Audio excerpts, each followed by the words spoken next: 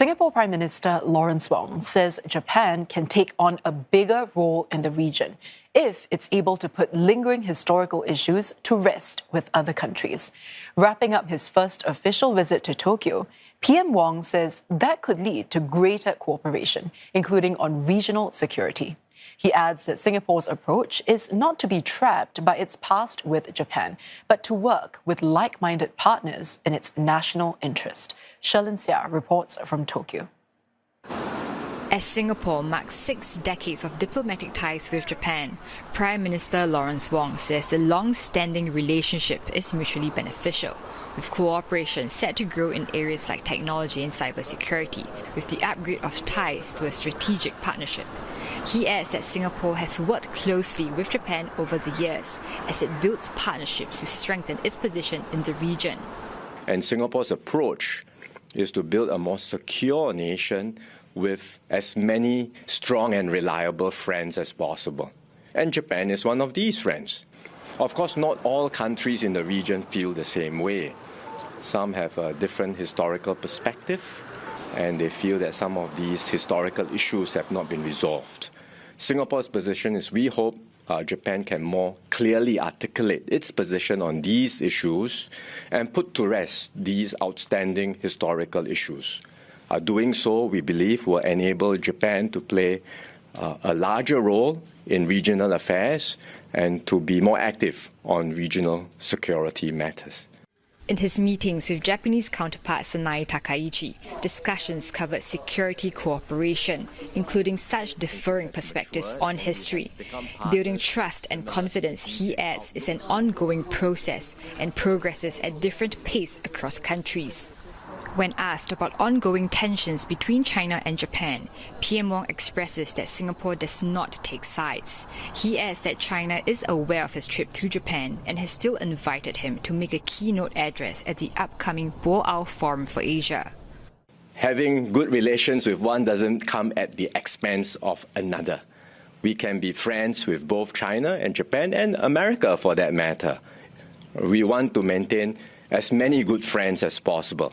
As far as a small country is concerned, it is helpful to have maximum strategic space for us to operate, and that means cultivating and maintaining good relations with as many powers as possible as we can. He underscores that Singapore's approach has always been to find common ground and advance cooperation for mutual benefit. That includes areas like energy, one of the key pillars in the strategic partnership with Japan, as both sides are major LNG users. He also points to broader ASEAN-Japan ties as part of a wider effort to strengthen regional cooperation. Our approach in Singapore is to have an open and inclusive regional architecture with ASEAN at the center, while we in ASEAN engage with all the major powers. Japan is clearly one of them, but there will be others. Whether it's China, Korea, America, India, Europe, we want all of these powers to be actively engaged and present in ASEAN, to have stakes in ASEAN, because we believe that makes for a stabler and more inclusive architecture that will maximize our chances for peace and shared prosperity. PM Wong also answered questions on the recent changes in Japanese leadership.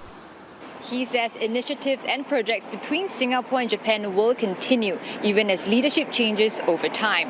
That's because the partnership is anchored in a clear strategic perspective and shared understanding of the mutual benefits of working together. So regardless of who is in charge, PM Wong expects cooperation between both countries to remain steady. Sherlyn Seah, CNA, Tokyo. In his wrap-up interview in Tokyo, PM Wong says the Singapore government is monitoring the Middle East conflict closely and stands ready to roll out additional support measures for households and businesses if needed. Beyond the disruptions, he warns of a world where international rules and laws continue to be weakened, a significant concern not just for small states, but all countries. If this trend were to continue, then we will end up in a world where there will be more conflicts, where differences will be resolved not in peaceful engagements, but with show of force, with coercive tactics, and it will be a more volatile, unpredictable, and dangerous world. So we worry about this. And that's also why we work very hard to forge coalitions of like-minded countries who feel very strongly about upholding a rules-based order. PM Wong also warned of wider risks from the Iran conflict as tensions in the Middle East continue.